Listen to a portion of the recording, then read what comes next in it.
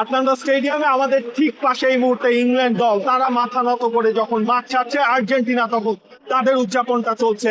আরো একবার আর্জেন্টিনা সবার প্রেশার বাড়িয়ে দিয়েছিল এই আটলান্টা স্টেডিয়ামে। আমরা যখন খেলা দেখছিলাম, ইংল্যান্ড 75 মিনিট পর্যন্ত এগিয়ে, বাকি সময়টায় বাকি কাজটা লিওনেল মেসির আর্জেন্টিনা করলেন। যেই লিওনেল মেসি ফার্স্ট হাফে মাত্র 15%-এরও কম তিনি ঠিকঠাক ভাবে আসলে তার বলের সাপ্লাই বা সার্কুলেশন দিতে পেরেছিলেন, সেই লিওনেল মেসির ঝলকই দেখলো কিন্তু এই আটলান্টা স্টেডিয়াম এবং পুরো বিশ্ব। তাই তো লিওনেল মেসি মাথা নত করেছিলেন, এই জায়গায় নিজেকে নিজে বোঝাচ্ছিলেন এবং আর্জেন্টিনা দলকে টেনে তিনি তুললেন।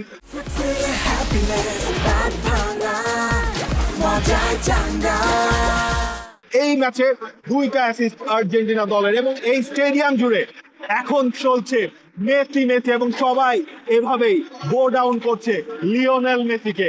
এটাই আসলে এই আটলান্টা স্টেডিয়াম বা আমরা যতগুলো ম্যাচ এই পুরো বিশ্বকাপে দেখেছি তার প্রতিটাতেই আসলে এমনই হয়েছে। আর্জেন্টিনা যখন প্রথম গোলটা দিল তখনই কিন্তু এই আটলান্টা স্টেডিয়াম পুরোপুরি জেগে উঠেছিল। এরপর যখন সেকেন্ড গোল দেয়া, তখন আর বুঝতে বাকি রইল না আরো একবার আর্জেন্টিনা তারা যে এত ক্লোজলি ম্যাচের বা বিশ্বকাপ থেকে ছিটকে পড়ার জায়গা ছিল। মেসি এখন সবার কাঁধের ওপরে, যে ছবিগুলো হয়তো বা স্টিল পিকচার হিসেবে আমরা দেখতে পারবো, পুরো দল মেসিকে কাঁধে নিয়ে তারা আসলে এই মাঠে উদযাপনটা করছে। কারণ আর্জেন্টিনা বিশ্ব চ্যাম্পিয়নরা আরো একবার পৌঁছে গেছে বিশ্বকাপের ফাইনালে। যেই স্পেনের সাথে লড়াই দেখার ইন্টেনশন সবার ছিল, বিশ্বকাপে এসে সেই ফিনালিসিমার শখটা আসলে পূরণ হচ্ছে সবার। আটলান্টা স্টেডিয়াম, এই জায়গায় উদযাপন চলছে, ফুটবলাররাও উদযাপন করবে, এবং আটলান্টা স্টেডিয়ামের বাইরে কি অবস্থা সেটাও নিঃসন্দেহে আপনাদেরকে আমরা জানিয়ে দেব সময় মতো।